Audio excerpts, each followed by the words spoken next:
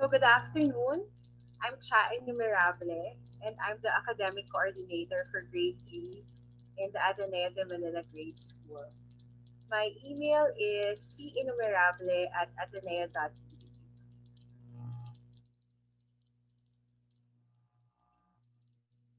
At the recently concluded e-conference hosted by STEP, many educational leaders exchanged comments and questions. If we are already transformed, how can we transform ourselves even more? Are there signals that we should be aware of that could signal that we are getting mindless again? What can we do better with technology? What can technology do better than us? And what can we do better than technology? One of the wish lists probably educational leaders would want is for LMSs to churn out analytics in a more layman's language, something that is understandable by non-techies. So I put the first two comments together and the last two comments together, and it really struck me how um, reflective practice is essential to mindful growth of a school and any teacher. And in my experience, it's actually easier and faster to do now because of technology. So before we go any further, I'll just show you a short video about what reflective practice is.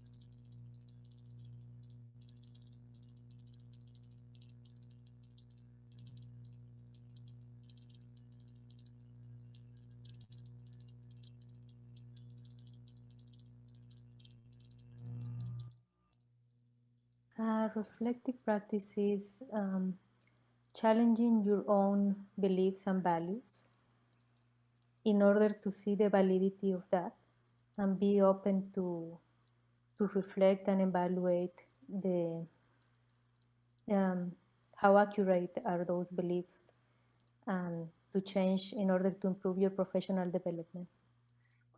Well, I think reflective practice is when you think why I'm doing something and how it works.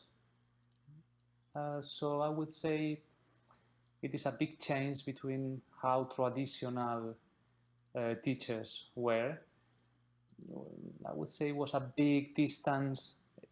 It is being told in many books about this big distance between theory and practice, and I think that is changing.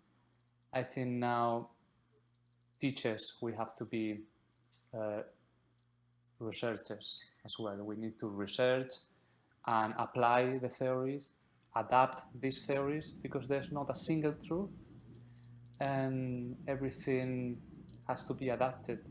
Every theory has pros and cons depending on the particular context where you apply it. For me personally, reflective practice is the beating heart of teaching. Without it, teaching stagnates, goes dead. You need to keep on adjusting, thinking, but not just thinking alone. You have to draw into resources to see what others have said. So for me, research and reading is important. Not kind of a lot of research, a lot of reading, but reading kind of on key points. Even just watching a small video clip that shows you once you see an area of improvement, how to improve. But it's not a simple process. It can be messy. So you're not going to get the answer or the solution for the issue immediately. It might take several, tries, attempts to get it hopefully right. So, reflective practice is basically thinking about your own work, how you are doing it, and how you can make it better. And there's a scope for improvement every time. So, you're open minded enough to take on new challenges and improving yourself all the time.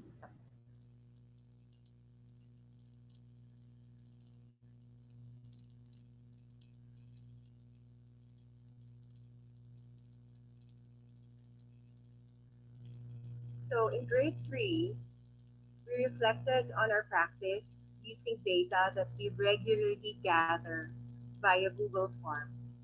So at the end of each module, we asked the third graders to fill in a Google form, pulling feedback from them about the synchronous and asynchronous aspects of our design.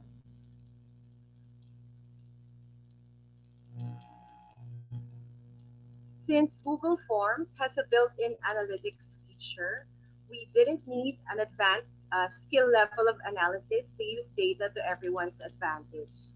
We could look at responses in the aggregate through the summary tab, by section, by teacher, or with a working knowledge of Google Sheets individually by student.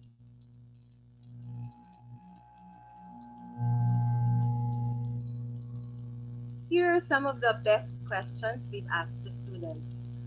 Since we didn't have computer education classes last school year, these two were useful in helping us a certain technological capacity. It also helped us agree on which subtopics to spend more time on for the next school year. A similar question we asked in Filipino showed us that the students knew that they had to read more Filipino and English stories. But knowing their context, that not all homes prioritize the purchase of books, and that it's also difficult to go to bookstores because of the lockdown, we were able to ask the help of our teacher librarian and our assistant headmaster to get a free trial subscription from Books and to conduct a class on Epic. So these were apps that gave students access to digital storybooks and comprehension questions afterwards. We also evaluated the students' reception of both apps, and the data we gathered from the evaluation was used to invite the rest of the school students, not just third graders, to use the apps for the summer as well. This kind of data helped us identify what practices we need to continue and what we need to improve. We noticed, for example, how the students always said they felt they needed more individual exercises. So the language team tried to respond by giving them more hands-on games to play with their learning partners. But the issue persisted. There were still around a quarter who still said they needed more exercises. So we try to regularly assign and check printed out worksheets. But the language teachers noticed that they're still not answering the worksheets, but they still want more individual exercises. So we wondered if maybe the students meant they would like more online games. So this school year, we're going to try um, a Google site. The language teachers made a Google site which houses curated online games and exercises to be done individually for enrichment and also a workbook. So we're excited about if there will be a significant difference in responses this school year with this question. Mahirap po ang Filipino para sa mga estudyante namin. Kaya sinadya po talaga namin na 4-point scale ang gamitin sa unang tanong. Nakita namin na hindi madaling madali, kundi medyo katamtaman ng dali para sa karamihan. Mayroon pa rin hirap na hirap, kaya sila po yung pumili ng 1. So una, tinitingnan din po namin sa pamamagitan ng tanong bilang 2 at 3 kung consistent pa sila sa mga sagot nila o naglalaro lang, pinipindot lang nila. Dito po nalaman namin na ang pang-uring pamilang ay mas mahirap kaysa sa pang-uring panlarawan kung saan mas maraming mga salita. Akala namin dahil sanay silang magbilang ng 1 hanggang 10, madali na ito. Yung pala hindi, mas mahirap pa po pala siya. Itong tanong na ito ay idea po ng isang magulang, hindi po sa amin galing. Napansin niya po na parang masyadong mahaba ang panahong ginugugol ng anak niya sa paggawa ng mga tasks. So nakita namin na 1/3 pala ng batch last school year, mabilis matapos yung task, wala pa sa estimated learning time. Yung 1/3, eksakto lang yung oras na binibigay namin. Pero yung 1/3, hindi talaga nakakatapos. So 66% lang in total yung nakakatapos. Dahil po dito sa data na to, nagdesisyon po ang grupo, namili kami.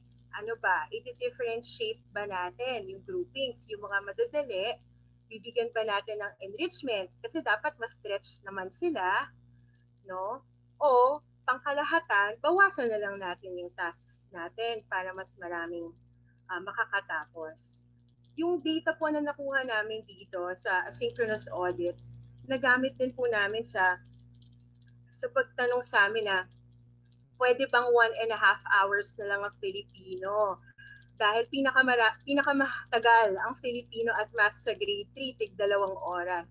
So nasabi po namin na uh, hindi po pwede dahil sa ngayon, 66% pa lang ang nakakatapos ng tasks. Gusto po sana namin at least 75% ng batch.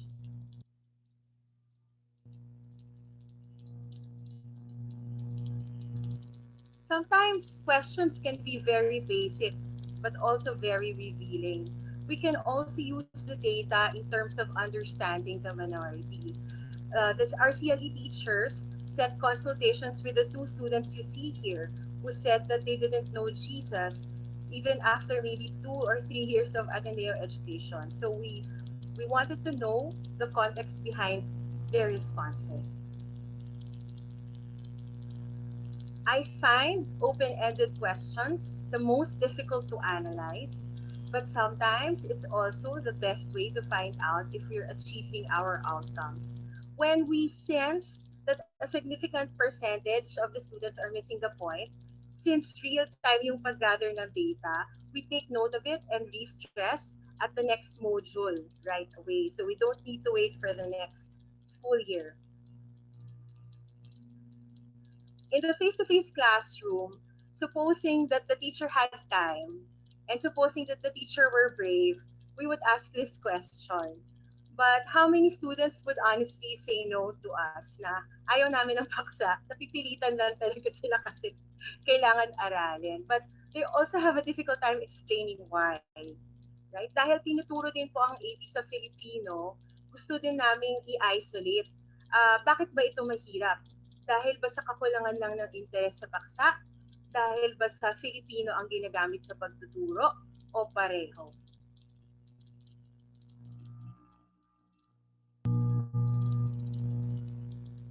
Noong nakita po namin na 64% ang may pakiramdam na kailangan pa nilang matutong magsaliksik sa internet, ito po ang tinuro ng MILP teacher librarian natin. So dahil 64% din ang nagsabing kailangan nila ng tulong o gabay sa Filipino, nagdagdag po kami ng audio sa mga city ng impormasyon nila at nakipagtulungan po kami sa Filipino design team. So ang ginawa nila, sinama nilang ilang mga big words, ekonomiya, makasaysayan, sa flashcard drill ng Filipino, at yung mga pinipili nilang kwento ay minsan kaugnay din sa paksa sa AP. I think a similar question in CLE also helped convince the teachers to try out breakout rooms, even though we know that this could potentially take up half the entire CLE synchronous session.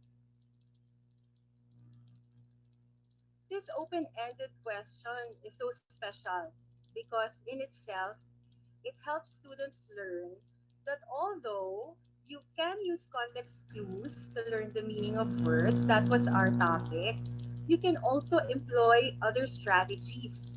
And it's okay. I noticed also that when this kind of question was asked in modules repeatedly, the boys became more sophisticated. They began to say that they were using a combination of strategies to help them in comprehending. When a similar question in a Filipino came out, it also helped us pinpoint na, may mga bata pala, hindi nila alam ang gagawin kapag hindi nila naintindihan yung kwento. As in, wala po silang handles. So we set an appointment with those students and their learning partners to give them options.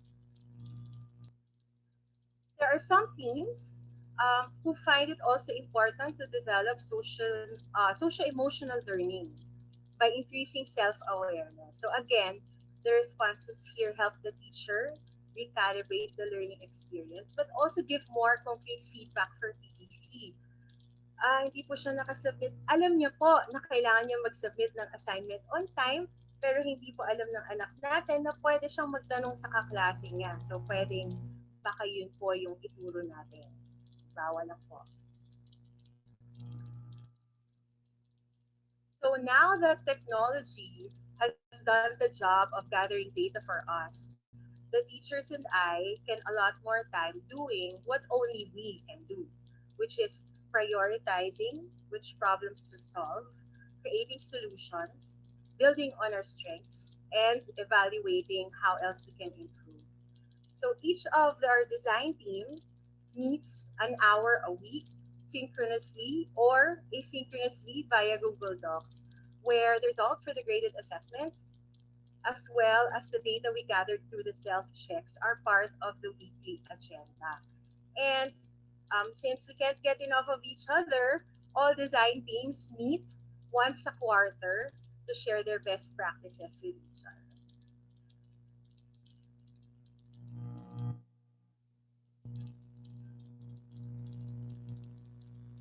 I also used teacher answered self-check data to help me get a feel of the environment and set priorities in terms of other goals like the PASPO accreditation. So uh, last school year, we were very low on authentic assessment. So we were very strong on this point last school year because that's what we needed, right? This school year, I also know that I have to focus on some aspects where the self rating went down. So I'll have to attend more webinars on this as a focused way of solving the problem. So what did we learn? Aside from those we already mentioned, we learned that end users, the students and the teachers themselves, are valuable sources of information that can easily be tapped with the help of Google Forms. Because Google Form is impersonal, it's not me, myself, asking the students and the teachers. They have a safe platform to evaluate their own learning. It's not graded, and to communicate their needs. For teachers, the data removes the guesswork in what to continue, remove, improve, and to what extent.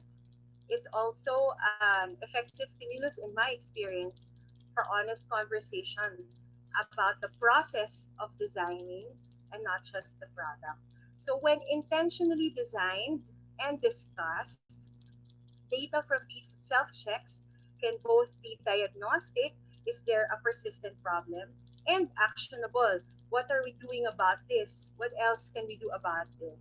And for a coordinator like me, I get a more accurate picture of the strengths of the teams, as well as if there are structural problems and the scope. It's also a bottom up way. So it's from the students themselves and the teachers themselves who craft the solutions. So I believe it's more sustainable. Even if I'm not the coordinator anymore, the data would still be available for comparisons. Thank you to Mr. Flo for pointing me to the right direction about this. So, what are we continuing to learn? If I were to use the data wise improvement process as a benchmark, I believe we could still get more out of this practice if we first required a formal protocol where design team members rotate from one meeting to the next, the key roles of timekeeper, note taker, and facilitator. And second, if it's they themselves who start with, I noticed from this data, or I wonder if, instead of me initiating the conversation. On my end, I can also refocus the inquiry, not only to jumpstart evaluation on current practices, but also maybe look at feasibility of introducing new teaching strategies regarding a specific learner-centered problem, and also allot time to review research related to it.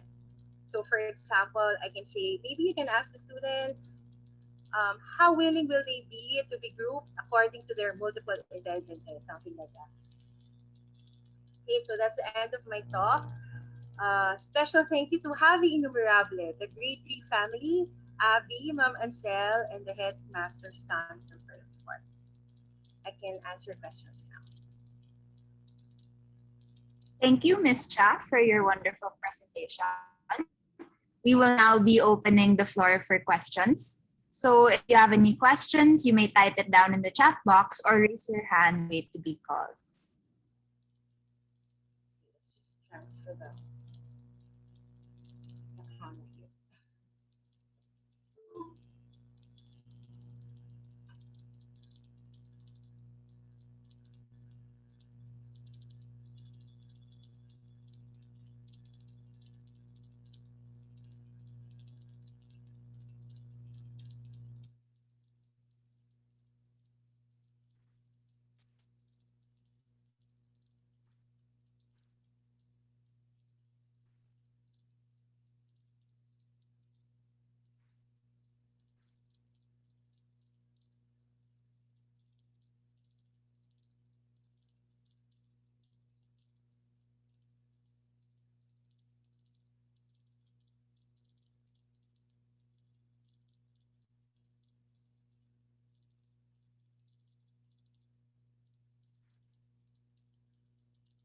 Perhaps, Ms. Cha, you may send your contact details in case they missed it the first time. Sure. Here.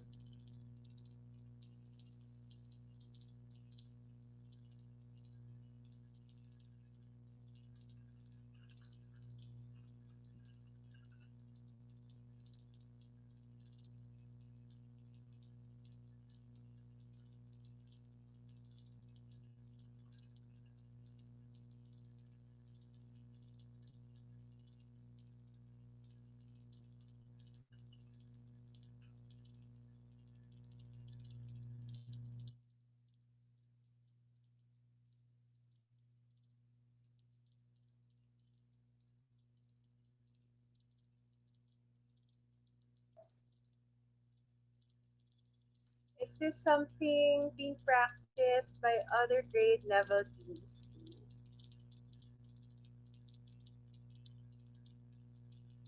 Um,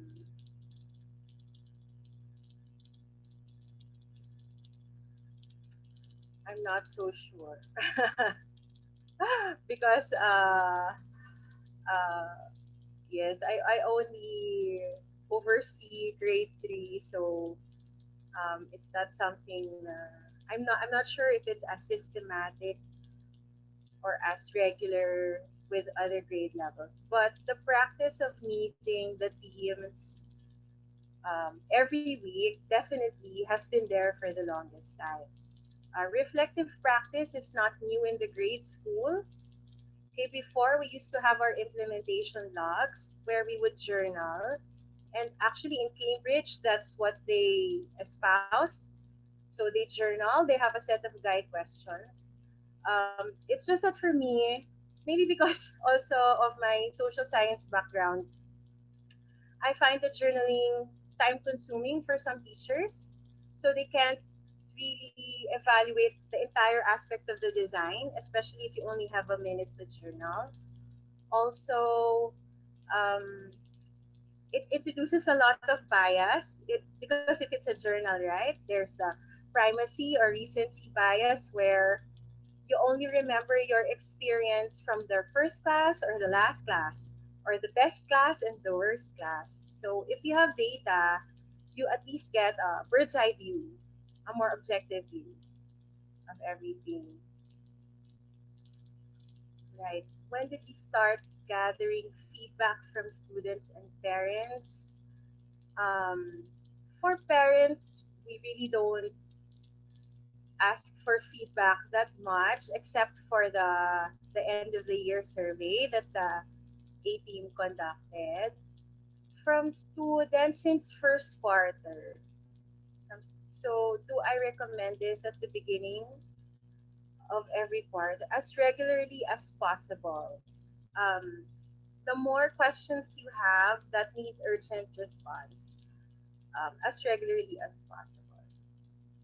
Yes. I guess um, if it's for the lower grades, you might want to make it just a yes or no question, so it's not so overwhelming.